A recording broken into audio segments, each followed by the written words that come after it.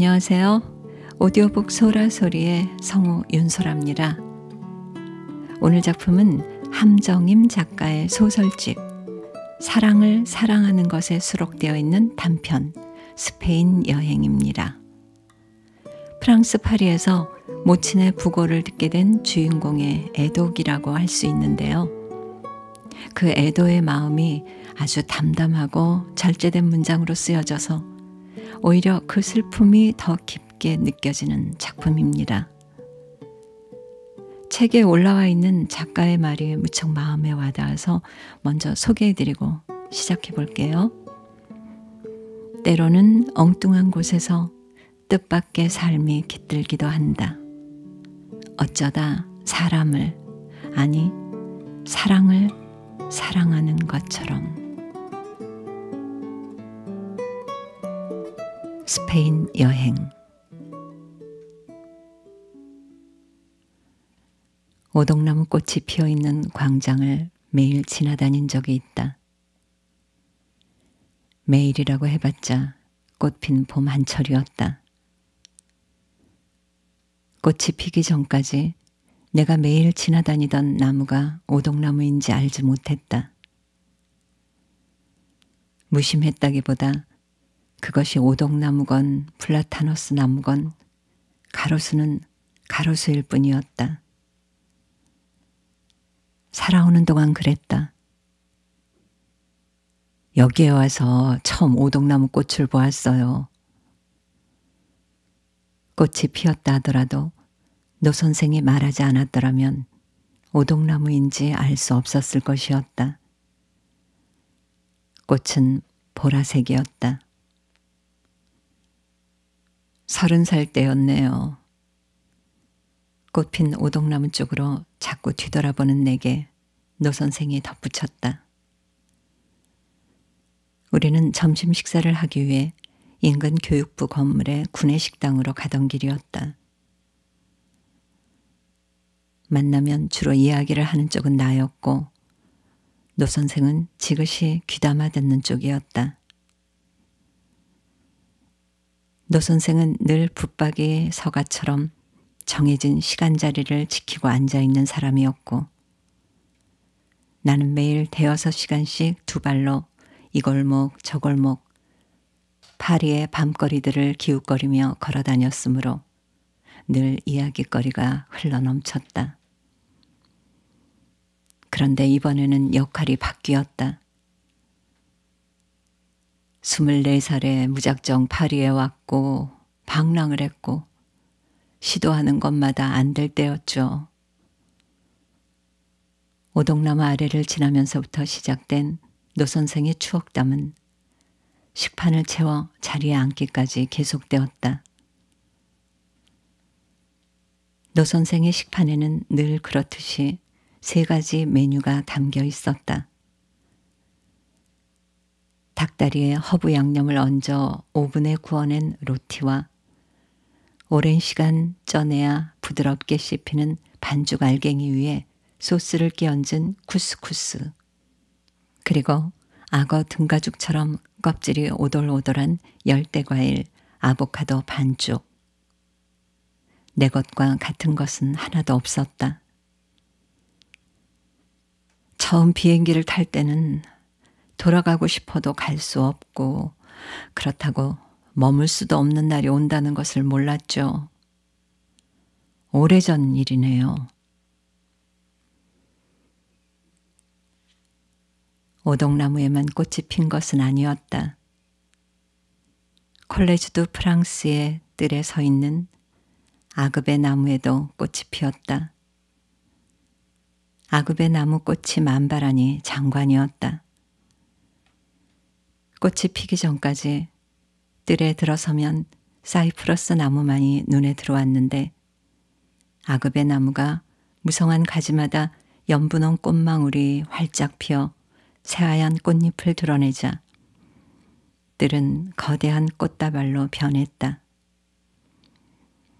바야흐로 꽃피는 5월이었다. 모르는 사람이 보면 지나가는 여행자처럼 보일 수 있었지만 나는 콜레주 두 프랑스 학문 연구원 자격으로 사라진 급장을 찾아서라는 현장 연구를 수행 중이었다.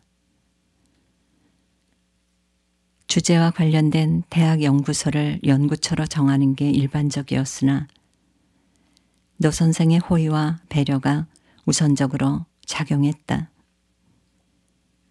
센강 미라보 다리 근처에 거처를 얻었고 일주일에 사흘 꼴레주드 프랑스로 출퇴근했다. 카르디날르 무한거리에 있는 이 연구소의 정확한 실체는 동양학 분원 한국학 연구소였다. 이곳은 비잔티움과 아시아의 고문서들에서부터 최근 서적들까지 구비되어 있는 열람실로 인도와 티베트, 일본과 중국, 터키와 아랍 등지에서 온 학자들이 모여 각자의 연구를 수행했다. 나는 한국인이기에 한국학연구소 초청으로 앉아있기는 하지만 사실 프랑스 현대문학 전공자이므로 그것과는 어울리지 않는 이질적인 존재였다. 팡테옹 언덕 기슭의 라틴 구역에 자리 잡고 있는 꼴레주드 프랑스는 5층으로 제한된 건축물로 중앙에 나선형 계단이 놓여 있었다. 담벼락 일부가 로마 시대 모습으로 보존되어 있었다. 이 나라 국화인 백합 모양의 걸쇠가 담벼락에 일정한 간격으로 박혀 있었다. 담 너머는 교육부였다. 사이프러스 나무 한 그루가 담 가까이 하늘을 향해 솟아 있었고 그 옆에는 아급의 나무가 연분홍 꽃망울을 터뜨리며 가지를 펼치고 있었다. 사이프러스 나무와 아급의 나무 사이 등받이 없는 벤치가 놓여 있었고 나는 그곳에 앉아서 사이프러스 나무의 실루엣을 감상하곤 했다. 사이프러스 나무는 내 마음의 심상에 따라 다른 모습으로 서 있었다. 어느 날에는 비록 좁은 뜰과 담벼락 아래 서 있지만 전원 풍경 속 하나의 흐름처럼 서정적으로 보였고 또 어느 날에는 세상으로부터 자발적으로 한 발 비켜 서 있듯 고독하게 보였고 또 다른 날에는 태양을 향해 소용돌이 치듯 격렬하게 보였다. 어떤 모습으로 변하더라도 내 마음에 새겨진 사이프러스 나무의 풍경은 고고함이었다. 내가 주로 시간을 보내는 곳은 3층 창가였다. 열람실이 복층 구조여서 가운데가 천정까지 시원하게 뚫려 있었다. 그리고 벽면으로 한 개의 층이 수용된 형태였다. 벽을 따라 각 언어권별 사서들의 방이 배치되어 있었다. 그 가운데 노 선생의 방이 있었다. 2층을 연결하는 목재 계단이 설치되어 있었는데 발을 디딜 때마다 삐걱거려서 아주 신중하게 뒤꿈치를 들고 올라가야 했다. 계단을 다 올라가면 왼쪽 창가에 책상 4이 놓여 있는 작은 열람 공간이 있었다. 마치 엄마 품속에 들어가 있는 것처럼 내밀한 공간이었다. 그곳에서는 무엇이든지 고요 속에 움트고 뻗어나갈 것 같았다. 그곳에서 보내는 시간의 대부분을 나는 충일감 속에 무엇인가 작업을 했지만 5시가 되어 책상을 정리하고 계단을 내려올 때면 머릿속에서 들끓던 생각들과 손끝으로 빠르게 지나간 문장들은 아득해지고 창가에서 쏟아져 들어온 빛의 온화한 느낌만이 남아 있었다.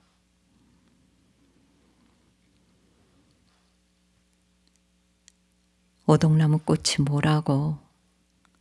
점심 식사를 마치고 다시 오동나무 꽃이 피어있는 뜰을 지나면서 노 선생이 혼잣말처럼 한마디 흘렸다. 혼잣말 소리였으나 무슨 이유에서인지 노기가 배어 있었다.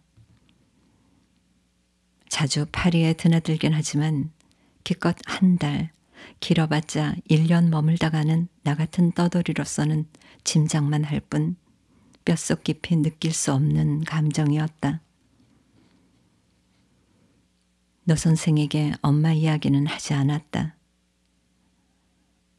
삐걱거리는 나무 계단을 밟고 올라서자 노 선생이 깜빡 잊었다는 듯이 속삭이듯 물었다.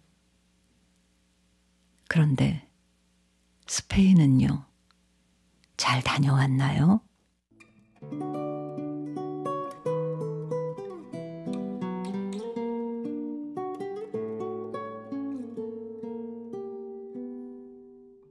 스페인에 가려는 계획이 있었다. 그러나 그것은 2개월하고 1주 이틀 동안만 지속되다 말았다.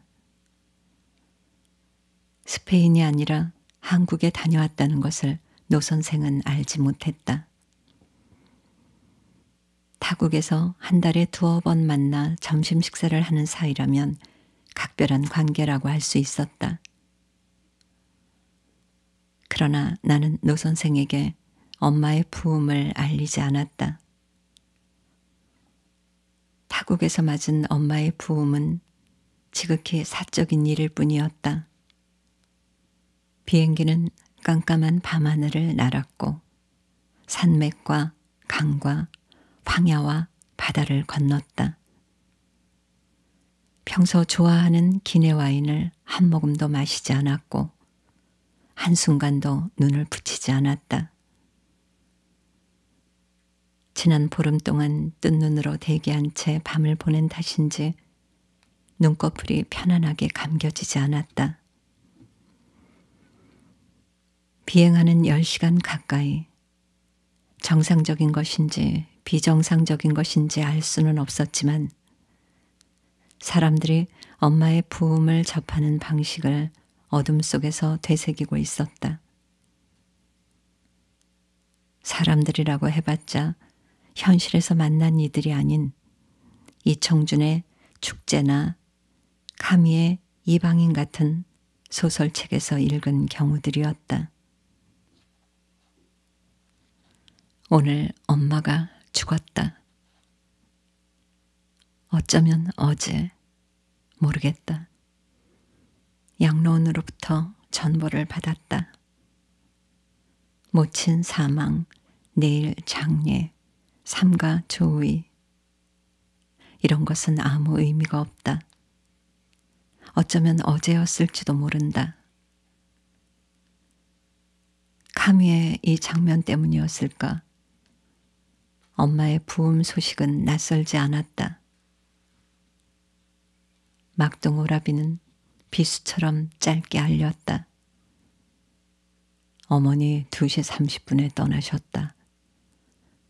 엄마의 부음은 마치 여러 번 읽은 문장이 체화된 것처럼 익숙하기까지 했다.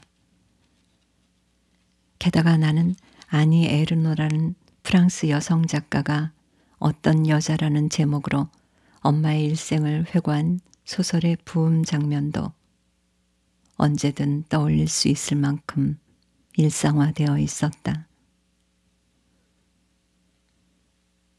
어머니가 4월 7일 월요일에 돌아가셨다. 퐁토아즈 병원의 노인 요양원에 들어간 지 2년째였다. 간호인이 전화로 알려왔다. 오늘 아침 모친께서 식사를 마치고 돌아가셨습니다. 10시경이었다.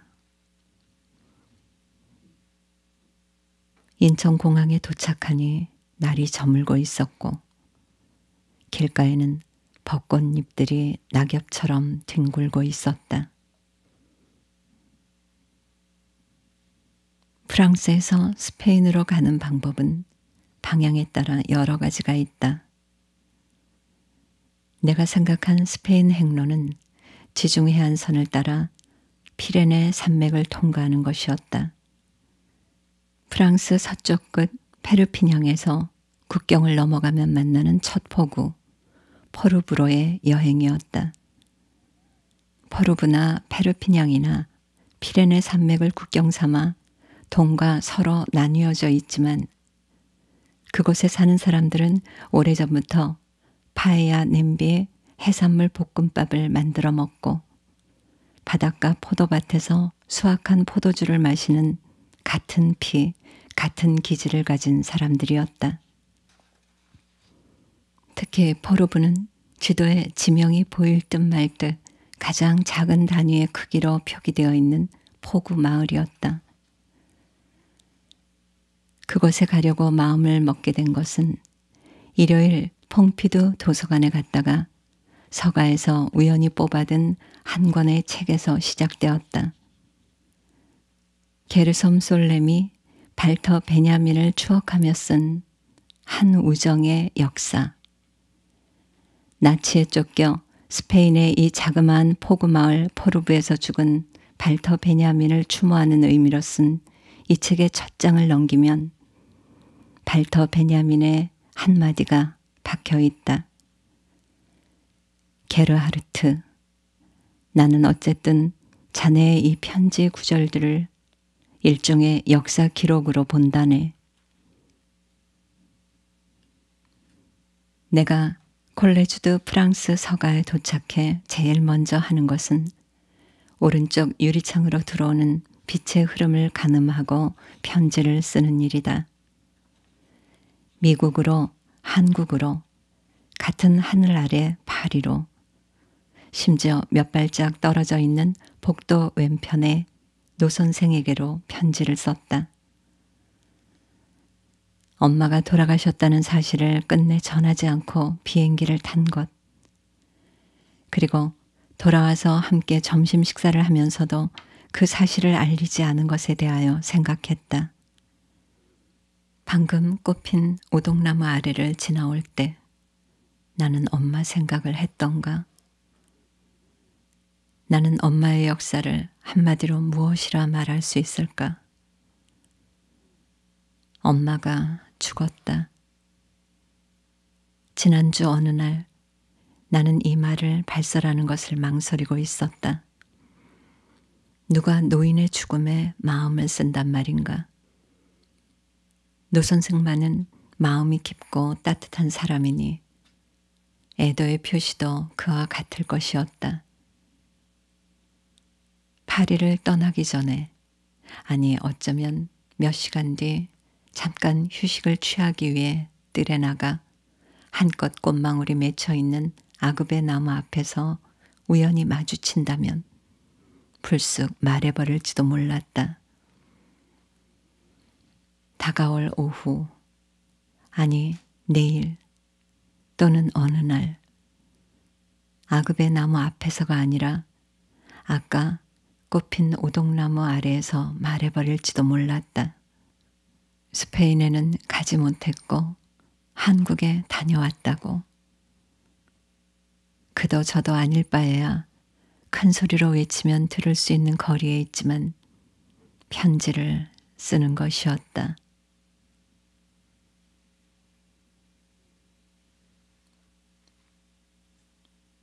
노란 꽃, 언덕의 노란 꽃, 돌무지 틈에 바람에 가만가만 흔들리는 노란 꽃. 나도 모르게 꽃을 향해 손을 뻗었다. 손이 닿지 않아서 발뒤꿈치를 들었다. 노란 꽃에 손이 닿는 순간 꽃 너머 언덕 아래가 한눈에 들어왔다. 가파르게 깎아지른 듯 움푹 들어간 포구에 하얗게 파도가 치고 있었다. 순간 등 뒤에서 백이 외쳤다. 그 바람에 손에 힘이 들어가 꽃을 툭 꺾었다. 꽃대를 받치고 있던 돌무더기가 발 아래로 굴러 떨어져 내렸다. 돌조각을 하나 주워들었다.